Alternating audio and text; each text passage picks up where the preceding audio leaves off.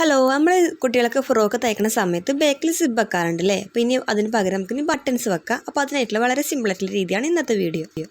അപ്പോൾ അതിന് വേണ്ടിയിട്ട് നമ്മൾ നല്ല പീസിൻ്റെ മുകളിൽ അതുപോലെ മറ്റൊരു പീസ്, ഒരു ചതുരത്തിലുള്ള ഒരു പീസ് എടുത്തിട്ടുണ്ട്.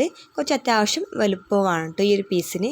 അതിനുശേഷം ഈ പീസിൽ ഇതുപോലെ ഒന്ന് വരച്ച് കൊടുത്തിട്ട് നമ്മൾ എവിടെയാണ് നമുക്ക് ഹോൾ അഥവാ നമുക്ക് ബട്ടൺസ് ഇടേണ്ടത് അവിടെ ഇത് വെച്ചിട്ട് തയ്ച്ച് കൊടുക്കണം. നമ്മൾ തയ്ച്ച് കൊടുക്കുന്നത് തുണിയുടെ നല്ല വശത്താണ് കേട്ടോ. ഈ ഒരു പീസ് സെപ്പറേറ്റ് എടുത്ത് നമ്മൾ പീസ് വെച്ചിട്ട് ഇതുപോലെ തയ്ച്ചെടുക്കുന്നത്. അതിനുശേഷം നമ്മൾ ഇനി എന്താ ചെയ്യണമെന്ന് വെച്ചാൽ ഈ ഒരു പീസ് തയ്ച്ചിട്ട് അതിൻ്റെ രണ്ട് മൂലയ്ക്കലായിട്ട് അതുപോലെ കട്ട് ചെയ്ത് കൊടുക്കുകയാണ് വേണ്ടത്.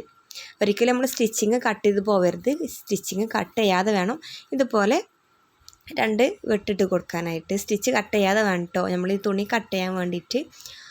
അപ്പോൾ ഇതുപോലെ കെയർ ചെയ്താണ് നല്ല സൂക്ഷിച്ചാണ്ട് നമ്മൾ കട്ട് ചെയ്ത് കൊടുക്കുക. അതിന് ശേഷം നമ്മൾ ഈ ഒരു പീസ് ഇതുപോലെ ഒന്ന് മടക്കിയെടുക്കുക. ഇതുപോലെ നമ്മൾ ഈ വീഡിയോയിൽ കാണുന്ന രീതിയിൽ അതുപോലെ ഒന്ന് മടക്കുക.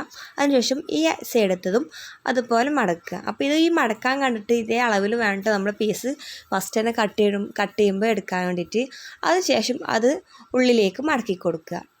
അതിനുശേഷം ഈ അറ്റത്തെ പീസ് മടക്കിയിട്ട് ഇതിൻ്റെ മുകളിലായിട്ട് വെച്ച് കൊടുക്കുക. അതിനുശേഷം നമുക്കിനി തയ്ച്ചു കൊടുക്കുകയാണ് വേണ്ടത്.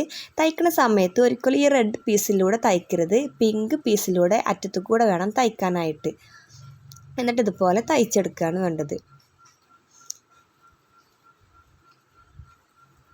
അങ്ങനെ രണ്ട് സൈഡും ഇതുപോലെ തയ്ച്ചെടുക്കുക. നമ്മൾ ഒരിക്കലും റെഡിൽ തയ്ക്കരുത്. റെഡിലോട്ട് തയ്ച്ചാൽ നമുക്കിത് ഓപ്പൺ ചെയ്യാൻ കഴിയില്ല.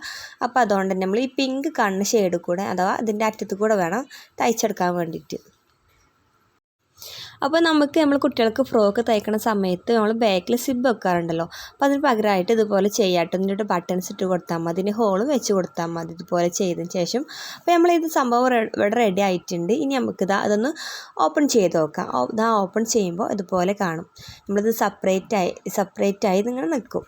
അതായത് നമ്മളിത് റെഡിലൂടെ നമ്മൾ തയ്ച്ചെടുക്കുകയാണെങ്കിൽ നമുക്ക് ഇങ്ങനെ സെപ്പറേറ്റ് ചെയ്യാൻ കഴിയില്ല. അപ്പോൾ അതാണ് പറഞ്ഞത് നമ്മൾ റെഡ് തീയിലൂടെ തയ്ക്കരുതെന്ന്. അപ്പോൾ നമ്മളിതിവിടെ റെഡി ആയിട്ടുണ്ട്. അപ്പോൾ ഇനി എല്ലാവരും ഇതുപോലെ ചെയ്ത് നോക്കുക. അപ്പോൾ ഓക്കെ, താങ്ക് യു.